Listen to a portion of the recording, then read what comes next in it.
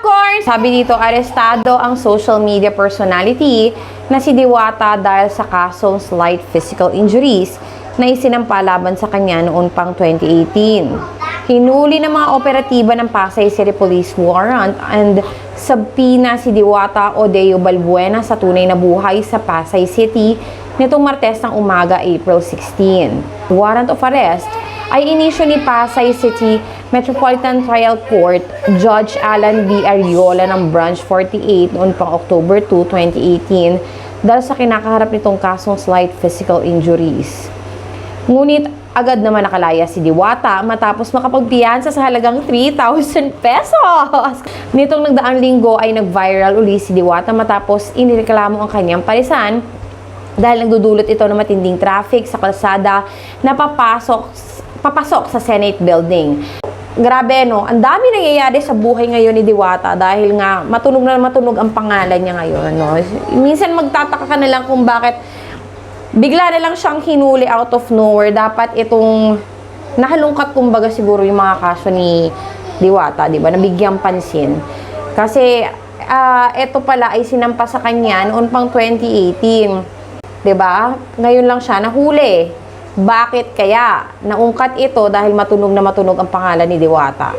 Yan ang napakasigurado ko.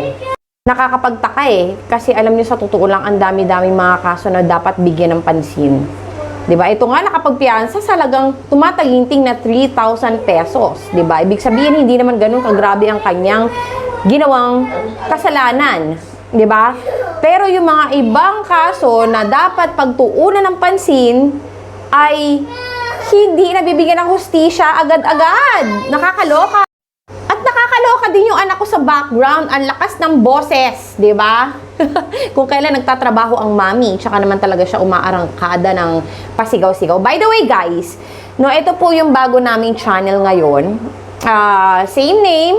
Wala man pa pinagbago lang talaga wala kayong makikitang laman dito sa channel na to dahil bagong-bago nga. Dahil nga yung dati nating YouTube account hindi mabuksan, no? So gumawa ng panibago pansamantala itong aking bossing, no? Kaya ito na nga ang gagamitin natin sa ngayon at please follow me on this new channel para makapagchikahan tayong muli. Na-miss ko rin to kasi matagal-tagal din ako nawala dahil nga puro tayo VO nung nakaraan. Grabe, wala pa tayo gaanong subs, no? This is actually one of my first videos here in this channel. So please support me and don't forget to subscribe. Ito kasi yung sinasabi nila na talagang yung kapwa Pilipino pa yung manghihila sa'yo pababa.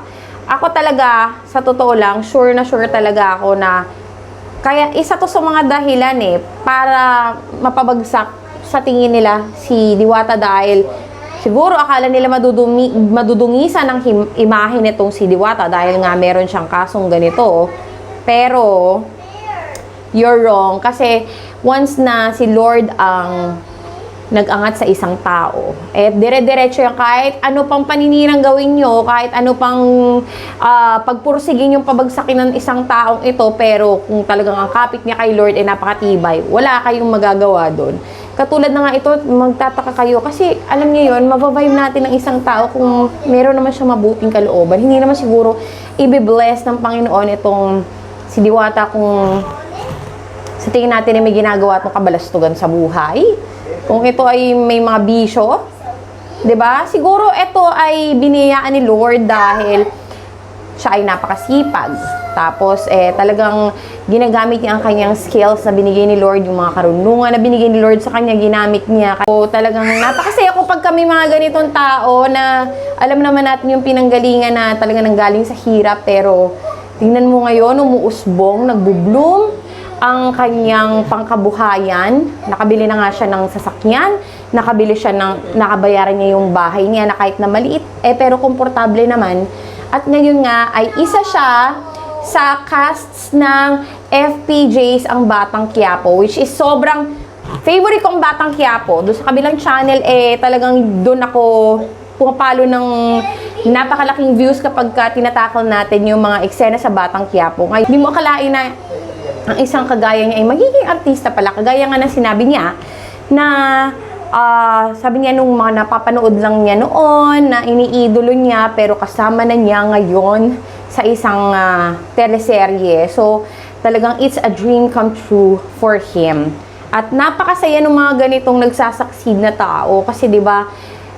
Yun nga, alam natin kung saan siya nanggaling, pero ngayon tingnan nyo ang biyayang binibigay sa kanya ng Panginoon. Ngayon, itong mga taong nasa gilid, katulad na nga lang nitong mga naglalabas ng videos kung saan nakita natin kung paano siya kinausap ng taga-munisipyo para sabihin na yung operation niya ay pansamantalang ititigil. Eto pa, nakita doon na may karga-kargang mga boxes si Diwata sa isang post na sabi frozen daw yung sinaserve na chicken and meats doon sa restaurant. Eh, ano naman ngayon? 'Di ba? Sa SM nga may binibenta mga frozen, 'di ba? Hindi ba kayo kumakain ng gano'n? I'm sure once in your life nakatikim din kayo ng frozen na mga meats. I don't think it's double dead kasi eto mga frozen meats na to, karamihan dito ay nanggagaling sa ibang bansa. They're holding it against Diwata.